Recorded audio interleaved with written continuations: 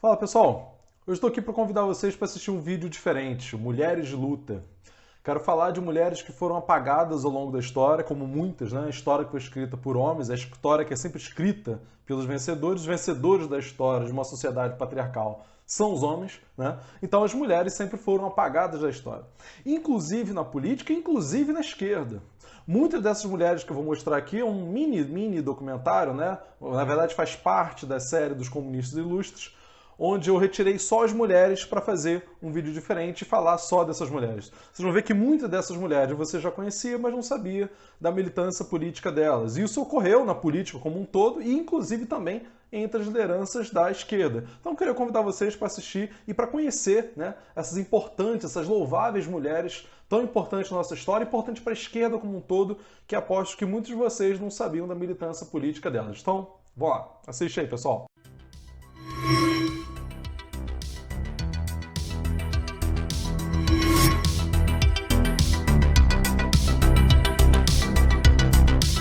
Da Silveira, a mulher que revolucionou o tratamento da loucura no Brasil. Nise se rebelou contra os tratamentos violentos da psiquiatria de seu tempo e propunha um tratamento humanizado, que utilizava a arte para reabilitar os pacientes. E sua vida foi tema de filme. Eu não acredito em cura pela violência. Eu não sou capaz de fazer aquilo.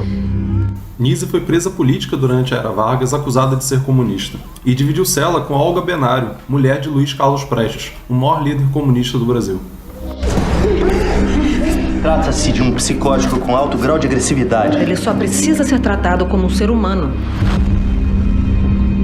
Quando é que um desses seus pacientes vai receber alta? Meu instrumento é o pincel, o seu é o picador de gelo.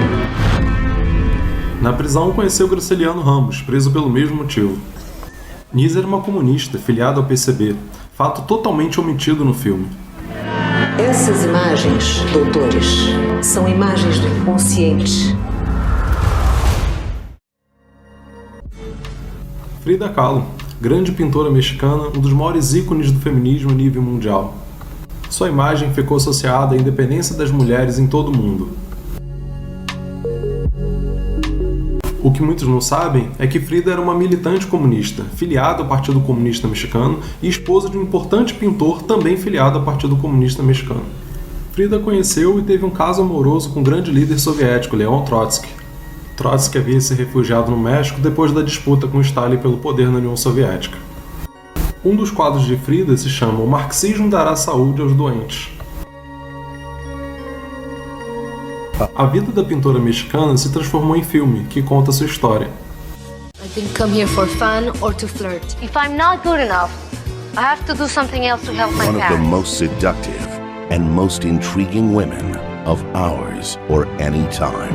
I loved your paintings. Academy Award nominee Salma Hayek, Alfred Molina, Antonio Banderas, Valeria Golino, Ashley Judd, Mia Maestro, Edward Norton, and Jeffrey Rush. To Frida! Frida. Simone de Beauvoir, ícone do feminismo em nível mundial, escritora e filósofa francesa. Autora do livro Segundo Sexo, um dos clássicos do feminismo, que influenciou gerações e gerações de feministas e influencia até hoje.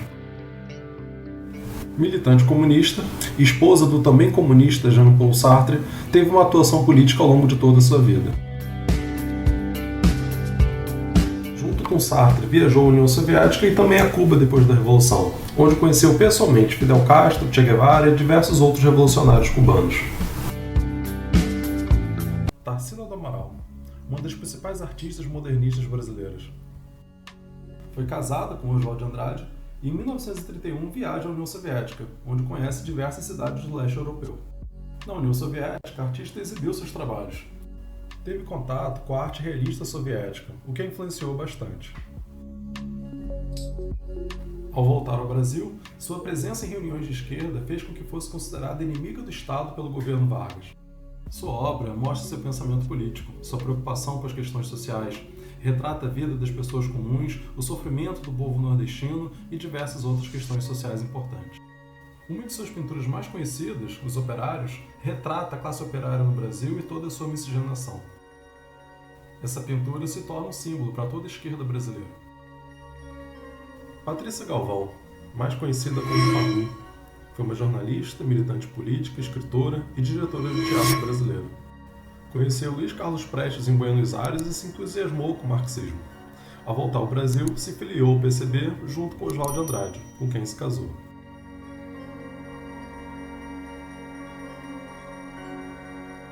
Pagu também era considerada rebelde e revolucionária no campo pessoal. Usava roupas ousadas e fazia poses sensuais, coisas bastante comuns no seu tempo.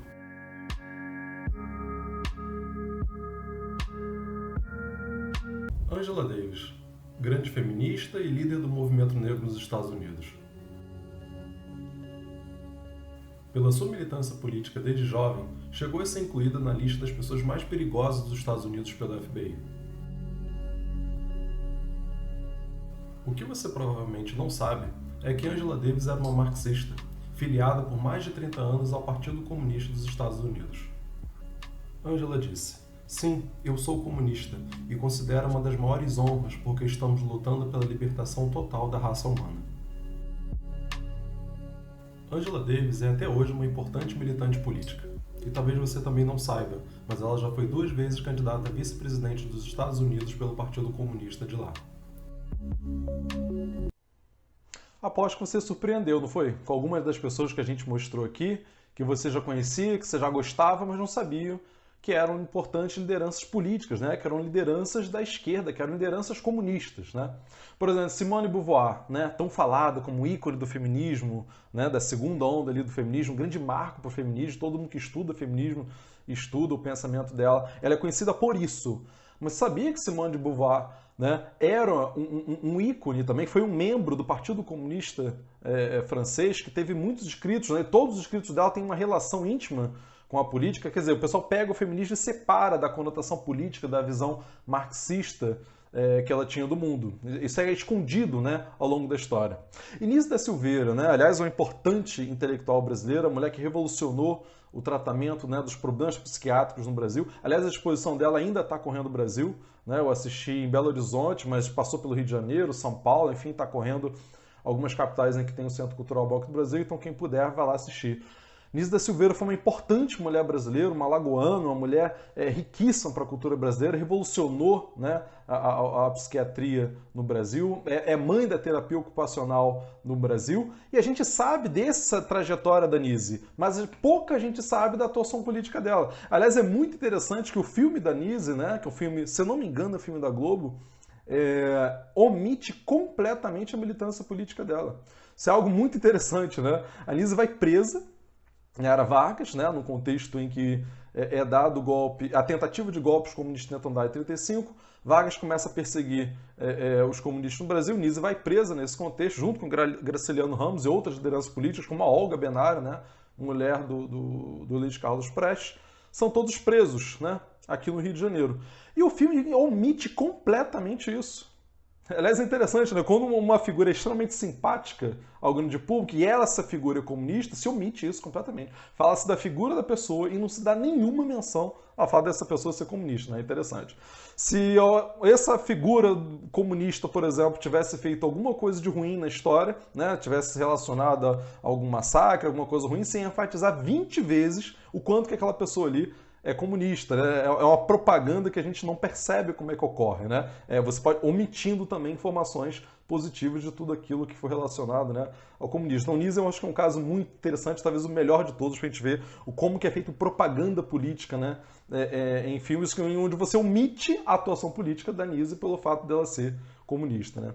Angela Davis, acho um ótimo exemplo também, né? Ela é conhecida como uma grande líder do movimento negro, ela é conhecida como uma grande líder do movimento feminista, é conhecida como ícone do movimento negro feminista, mas pouco se fala que ela era um membro do Partido Comunista dos Estados Unidos, onde ela passou décadas e foi inclusive candidata a vice-presidente dos Estados Unidos por esse partido. E sempre deixou bem claro, sempre falou publicamente da sua militância comunista. No entanto, isso é pouquíssimo conhecido.